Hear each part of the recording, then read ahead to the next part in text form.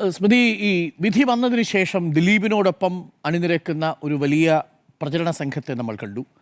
പലരും വിലക്കെടുക്കപ്പെട്ടവരാണ്. ഇല്ലെങ്കിൽ സിനിമാ മേഖലയിൽ തൊഴിലെടുക്കുന്ന ചില ആളുകൾ ഈ ദിലീപിനെ പുകഴ്ത്താതെ മുന്നോട്ട് പോകാൻ കഴിയില്ല എന്ന് കരുതി വിധേയത്വം കൊണ്ട് ചെയ്യുന്നതാണ്. ചില രാഷ്ട്രീയ നേതാക്കളും ഈ പ്രതികരണം നടത്തി. പ്രത്യേകിച്ച് അടൂർ പ്രകാശ് അടക്കം നമ്മൾ ഇന്നലെ ചർച്ച ചെയ്തു. UDF-നെ, പ്രത്യേകിച്ച് കോൺഗ്രസിനെ വിട്ടിലാക്കുന്ന സ്റ്റേറ്റ്മെൻറ്റും ഒക്കെ നടത്തി.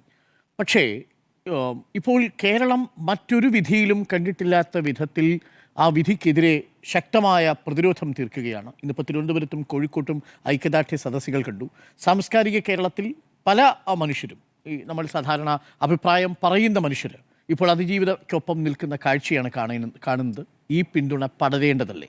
ഉറപ്പായിട്ടും പിന്തുണ പടരുന്നുണ്ട് എന്നാണ് ഞാൻ മനസ്സിലാക്കുന്നത്. അത് ഇപ്പോൾ തുടങ്ങിയതല്ല. യഥാർത്ഥത്തിൽ 2017 സംഭവം നടന്നതിന് ശേഷം തന്നെ നമ്മുടെ ഒരു ജനപ്രിയ നായകനാണ് ഇതിന് പിന്നിലെന്ന വാർത്തകൾ അന്ന് വന്ന ഘട്ടം മുതൽ തന്നെ സമൂഹം ആ രൂപത്തിൽ ചിന്തിച്ചു തുടങ്ങിയിട്ടുണ്ട്. പിന്നീട് നടന്നിരുന്ന സംഭവവികാസങ്ങൾ, കോടതിയിലെ നടപടികൾ, ഇത്ര ദീർഘകാലം തെളിവുകളുമായി മുന്നോട്ട് വരുമ്പോൾ കോടതിയിൽ അവർക്ക് പല ഘട്ടങ്ങളായി നേരിടേണ്ടി വന്ന തിരിച്ചടികൾ, വിവേചനങ്ങൾ, ഇതൊക്കെ തന്നെയും ആളുകൾക്ക് അതിലൊരു ഒരു ഒരു നിലപാടെടുക്കാൻ അവരെ പ്രേരിപ്പിച്ചിട്ടുണ്ട്. ആ നിലപാടെന്നുള്ളത് അതിജീവിതയ്ക്കൊപ്പമാണ്. അതാണ് പൊതുവേ ജനസമൂഹം എടുത്തിട്ടുള്ള ഒരു നിലപാട്.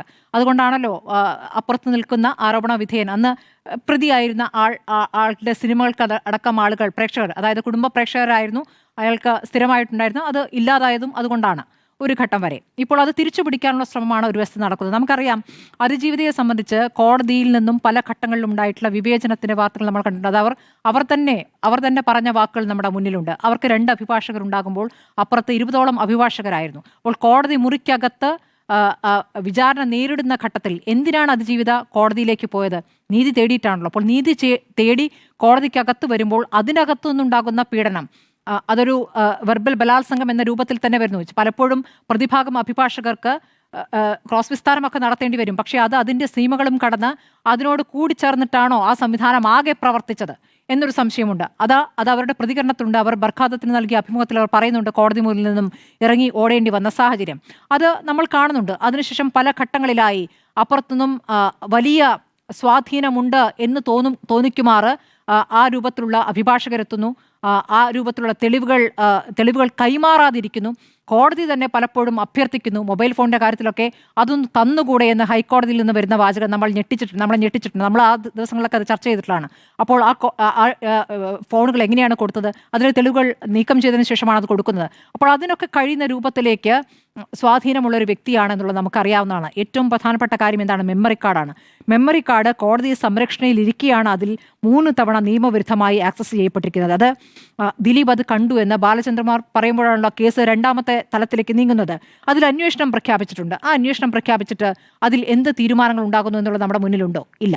അപ്പോൾ ആ അന്വേഷണം പ്രഖ്യാപിക്കുന്നത് ബാലചന്ദ്രകുമാറിന്റെ മൊഴി, അതിന് 2 വർഷം മുൻപ് തന്നെ ഈ മെമ്മറി കാർഡിന്റെ ഹാഷ് വാല്യൂ മാറി എന്ന FSL ലാബ് റിപ്പോർട്ട് ഈ പറയുന്ന വിചാരണ കോടതി ജഡ്ജിയുടെ മുന്നിലുണ്ട്. അത് അവരുടെ മുന്നിലുണ്ട്.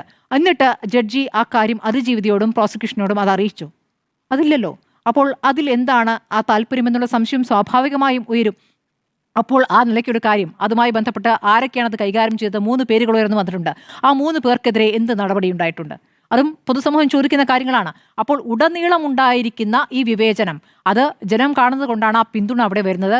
അപ്പുറത്ത് പകപ്പങ്കാളികളും ഇറങ്ങിയിട്ടുണ്ട്. പകപ്പങ്കാളികൾ എന്ന് വെച്ചാൽ പകയോടുകൂടി ഈ പറയുന്ന നിരപരാധിയായി എന്ന രൂപത്തിലാണ് പുറത്തേക്ക് വരുന്നത്. ഗൂഢാലോചന തെളിയിക്കപ്പെട്ടിട്ടില്ല എന്നുള്ളതാണ്. ഈ പറയുന്ന കൊട്ടേഷൻ നൽകിയുള്ള ബലാത്സംഗം എന്നതിന് ആ ഗൂഢാലോചന തെളിയിക്കപ്പെട്ടില്ല എന്നുള്ളതുകൊണ്ടാണ് 7 മുതലുള്ള പ്രതികളെ വെറുതെ വിട്ടിരിക്കുന്നത്. ആ വെറുതെ വിടുന്നത് നിരപരാധി എന്ന രൂപത്തിലേക്ക്, അതായത് എല്ലാം തെളിഞ്ഞിരിക്കുന്നു, ഇത് അവസാന വാക്കാണെന്ന രൂപത്തിൽ ഈ പകപ്പങ്കാളികൾ കൊണ്ടാടുകയാണ്. ഇത് കണ്ടില്ലേ, തെളിഞ്ഞ് ഞങ്ങളിതാ പുറത്തേക്ക് വന്നിരിക്കുന്നു എന്ന രൂപത്തിലല്ല അതിനെ കാണുന്നത്. പിന്നീട് അങ്ങോട്ട് അടുത്ത പക ആരോട് വീട്ടണം എന്ന രൂപത്തിൽ അതിന് കൃത്യമായി ആ പേരുകൾ തന്നെ വിളിച്ചു പറഞ്ഞിരിക്കും. അടുത്ത പക ആരോട്, ആ പക ആരോടൊക്കെ വേണം എന്നുള്ളത് അവിടെ നിന്ന് പറഞ്ഞതിന് പിന്നാലെ അത് ഏറ്റെടുത്തിട്ടുള്ള പകപ്പങ്കാളികൾ അത് ചെയ്തുകൊണ്ടിരിക്കുകയാണ്. ഇപ്പോൾ അത് സമൂഹ മാധ്യമത്തിൽ തുടങ്ങിയിട്ടുണ്ട്. മഞ്ജുവിനെയാണ് ആദ്യം ലക്ഷ്യമിട്ടിരിക്കുന്നത്. മഞ്ജുവിനൊപ്പം തന്നെ മാധ്യമങ്ങളുണ്ട്. അതിൽ ചില മാധ്യമപ്രവർത്തകർ പ്രത്യേകമായിട്ടുണ്ട്. അതിൽ ചില വനിതാ മാധ്യമപ്രവർത്തകർ പ്രത്യേകമായിട്ടുണ്ട്. അവർക്കെതിരെ സ്വഭാവഹത്യയുമായിട്ട് അവർ ഇറങ്ങിയിട്ടുണ്ട്.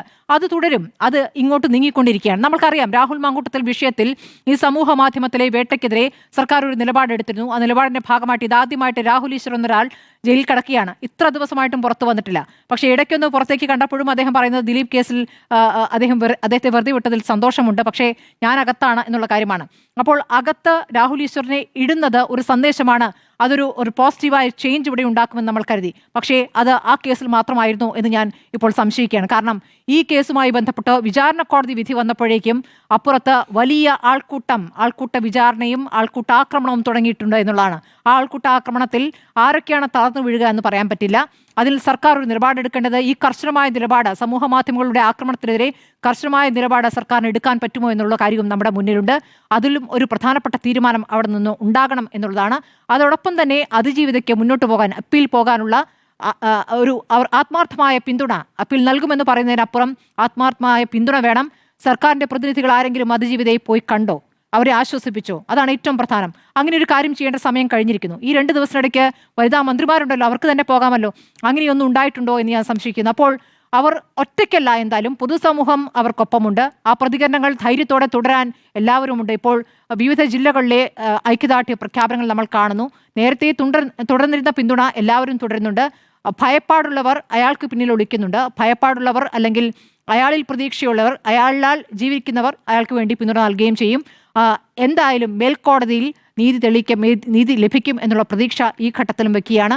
ഹൈക്കോടതിയിലേക്ക് പോകുമ്പോൾ ഈ വിചാരണ കോടതിയുമായി ബന്ധപ്പെട്ട് ഉയർന്നിരിക്കുന്ന ഈ പരാതികളും ഈ പറയുന്ന വിവേചനവും തന്നെയായിരിക്കുമല്ലോ അതിജീവിതം മുന്നോട്ട് വയ്ക്കുക. അപ്പോൾ 12-ാം തീയതി വിധിയുടെ വിശദാംശങ്ങൾ വരുമ്പോൾ നമുക്ക് കൃത്യമായി അതിൽ നെല്ലും പതിരും തെളിച്ച് കാണാനാകുമെന്നാണ് എനിക്ക് തോന്നുന്നത്.